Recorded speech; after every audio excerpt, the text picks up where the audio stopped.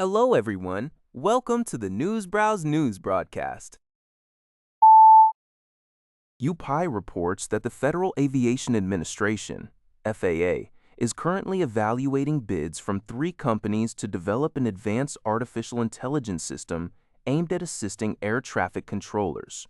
This new software, named Strategic Management of Airspace Routing Trajectories, SMART, is designed to predict potential flight schedule conflicts and bottlenecks at busy airports hours before they occur.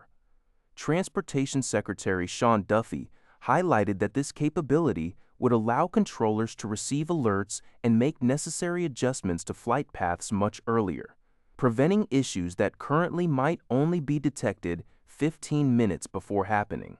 This initiative is a critical component of the FAA's $32.5 billion modernization program, which also includes upgrading radar systems and expanding air controller staff, particularly in light of a growing shortage of personnel. The development is seen as a direct response to recent safety concerns following a series of near misses and actual crashes across U.S. airports. Companies like Palantir, Thales, and Airspace Intelligence are involved in the bidding process, with the system potentially becoming operational later this year. According to Yahoo News, on April 18th, the second day of a 10-day ceasefire between Israel and Lebanon, refugees in southern Lebanon face significant challenges returning to their homes south of the Litani River due to damaged infrastructure. Israeli military bombings destroyed major bridges, forcing some to use makeshift routes along the riverbanks. Local initiatives, such as the one by the municipality of Bedias in the Tyre district, have established temporary passages to allow vehicle convoys of returning residents to cross. This effort aims to alleviate the bottleneck at the Kazmieh Bridge, another crucial crossing point damaged by Israeli airstrikes, which has become congested with people evacuating during the war, now attempting to return to their southern villages. The ceasefire, which began late on April 17, appears to be holding after more than a month of continuous fighting between Israel and Hezbollah.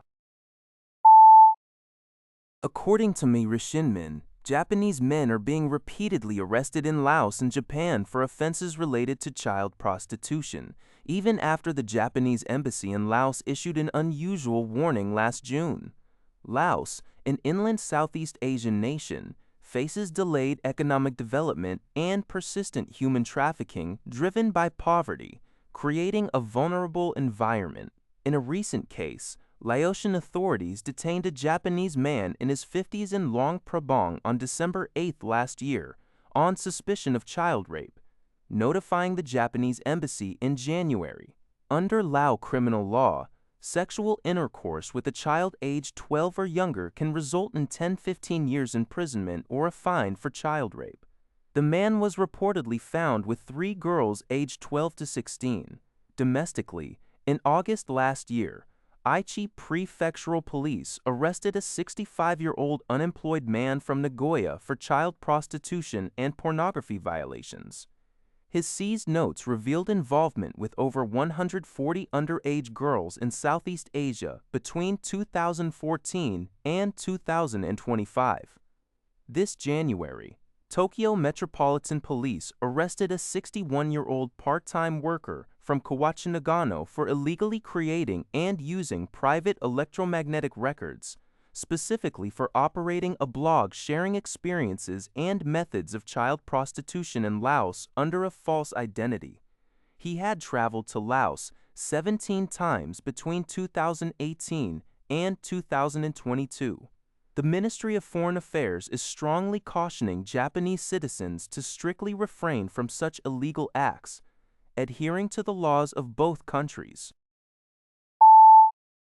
Pope Leo XIV arrived in Angola today, publicly condemning tyranny and the disasters caused by natural resource exploitation in the oil-rich but deeply impoverished nation.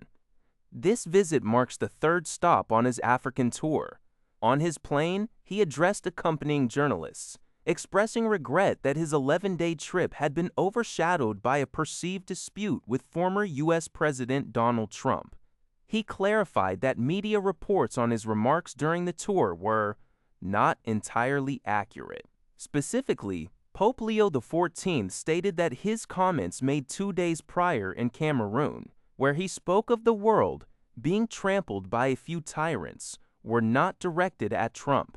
He asserted that the speech was prepared 2 weeks in advance, long before the president commented on me and my message of peace. In Angola's capital, Luanda, he reiterated his warnings against corruption and resource plunder, themes he has consistently raised since starting his four-nation African journey in Algeria on April 13. The Pope highlighted the extreme wealth disparity in Angola, where significant oil and diamond resources have not alleviated widespread poverty, with about 1/3 of the population living below the international poverty line.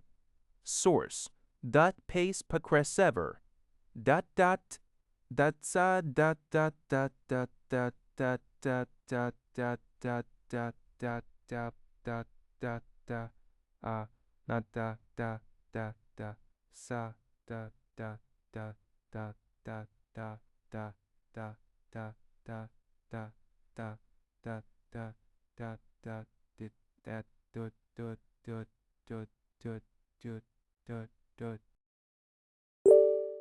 That's all for this video. Thank you for watching. See you in the next video.